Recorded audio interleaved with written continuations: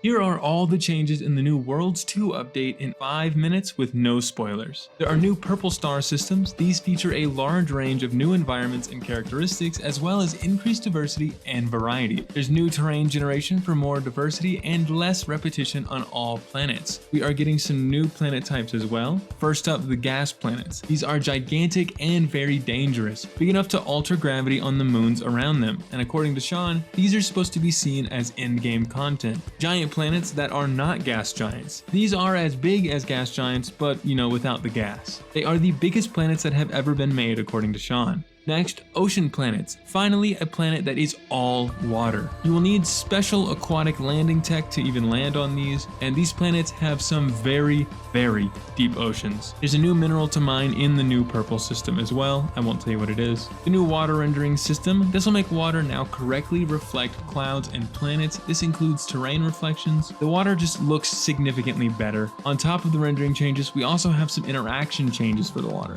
Ships and travelers now create waves and wakes as they fly close to it. Light will now pass through the waves better. Waves now impact objects more realistically, including travelers. Wave foam has been improved. Underwater lighting has been entirely reworked to create a much more realistic and atmospheric experience. It gets pretty dark down there. There's new stuff in the deeper parts of the ocean, but you'll need a technology to even be able to survive down to the low depths. The baseline time you can spend underwater has been increased. There's been a wave of improvements to the swimming experience. There is now a seafloor depth meter on your HUD. The jetpack is now better for ascending in water. Lighting has been overhauled, increasing the precision of light sources. This makes light more accurate and dramatic. This also improves shadows, making them more rich and detailed. A new chain of story missions have been added. A new multiplayer fishing mission has been added to the Nexus, and a new fishing mission has been added to the space station mission listings. Hard to say. Fix some mission bugs. I'll put on the screen if you're interested in reading them. Variety and diversity has been increased across the whole universe, more so in the purple areas. Dense jungle worlds can now be found. A new desolate desert world can now be found. Rare runic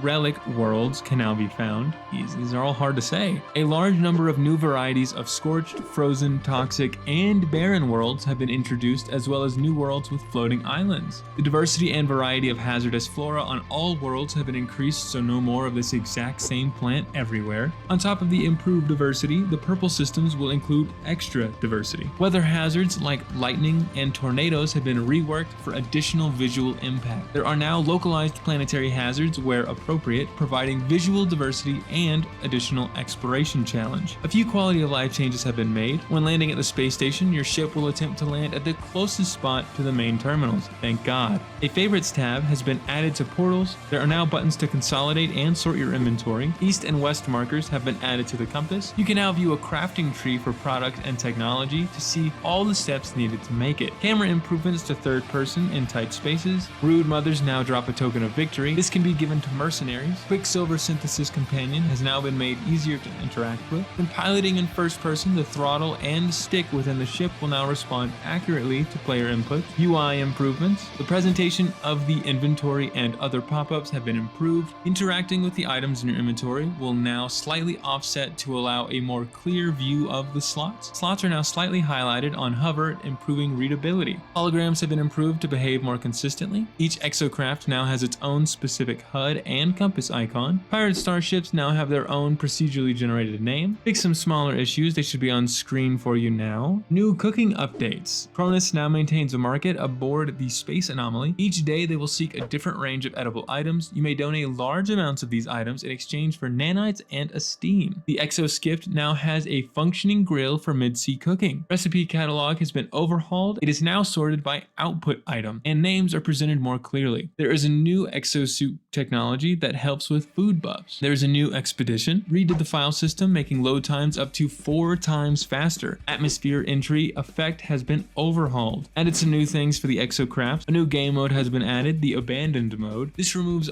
all advanced alien life from the universe. You will have no one to talk to. You now have a ship and gun archiving, so you can store even more ships and weapons. You need a capital ship for the starships, and you need a buildable weapon rack for the weapons. A new array of fish have been added to the water worlds and gas giants. Players may now fish in the moon pool of their underwater bases. It just makes sense. The color of your fishing line can now be customized, and I will leave these bug fixes up on the screen for you to read at your own leisure. This has been all the changes in the Worlds 2 update. Thanks for watching and happy exploring.